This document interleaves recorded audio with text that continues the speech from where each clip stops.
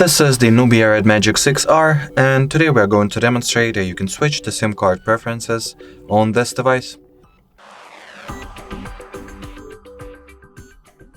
So first of all, you gotta launch settings, then enter the dual cards and mobile networks category.